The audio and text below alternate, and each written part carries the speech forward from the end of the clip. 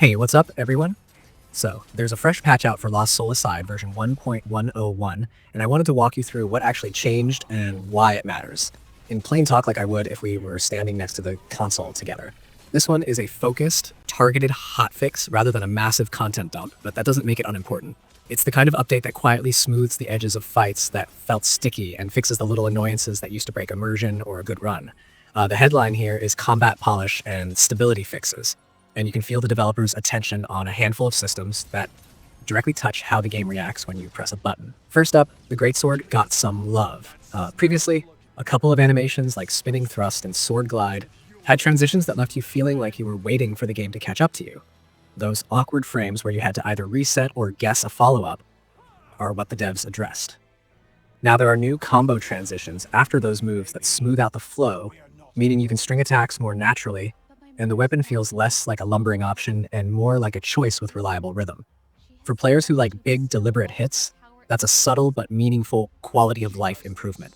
It changes how you plan your follow-ups and how you punish openings. The new challenge mode that launched a few days before this patch, Surge of Voidrax, is still the big content conversation, and this patch pairs nicely with it by addressing some UX and mode-specific problems. Surge is a 100-wave gauntlet that hands you access to every weapon and skill tree from the start, and layers pressure on you as waves stack up, with Liana's shot between waves for quick adjustments. What the hotfix does is tighten interaction distances and fix certain edge case inputs that were frustrating players mid-run. For example, reducing the interaction radius for the next wave prompt, so you don't accidentally skip or trigger things while dodging near an interactable. That alone preserves runs from cheap mistakes and feels like a thoughtful tweak for the trial-and-error nature of gauntlet modes.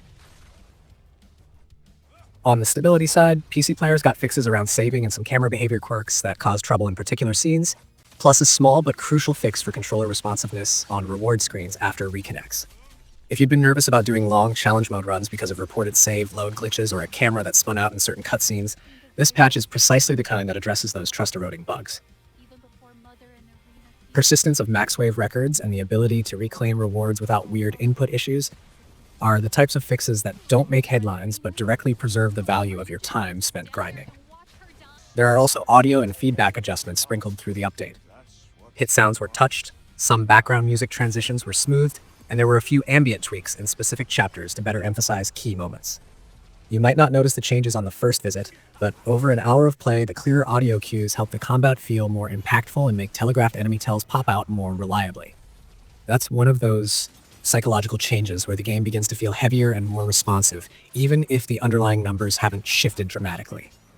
Performance and optimization got a little attention too. Nothing revolutionary, but helpful.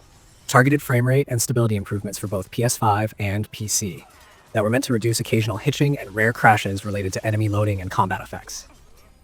Ultizero has been rolling out a series of patches since launch that slowly tighten these areas, and this one continues that trend. Small, focused fixes that cumulatively improve the experience for people who've stuck with the game since day one. If you felt moments of jank or an odd pop-in during crowded fights, the intent here is to make those moments rarer. There are also environment and collision fixes, places where moves like Whirlwind Slash wouldn't register correctly on certain surfaces, or where missing ground collision could let you fall through an arena. Those kinds of bugs tend to show up at the worst possible times, during a boss's second phase, mid-combo, or when you're trying for a flawless run. Patching them reduces the randomness in those critical sequences, and that's invaluable for players who treat the game as a precise instrument rather than a forgiving toy. Putting all of this together, the tone of the update is repair and refinement. It's not trying to rewrite the game's balance or add a sweeping new story arc. It's making the systems already in place behave more predictably and feel better to use. For a title that launched to mixed reactions because of rough edges, steady, thoughtful patches like this can rebuild goodwill, one fixed bug, and one smoother animation at a time. There's a clear pattern in the developer's approach right now. New content followed by iterative polishing, which is an encouraging roadmap for players hoping the experience will keep improving. Finally, one subtle but important note. These updates matter most when you're trying to refine playstyles or chase high scores in gauntlet mode. Mechanics that felt inconsistent before are now more predictable, so tactics that rely on tight timing and reliable transitions will pay off more often. That's not a flashy promise. It's a quiet shift in how the game rewards skill, and for many players that change is what turns frustration into satisfaction.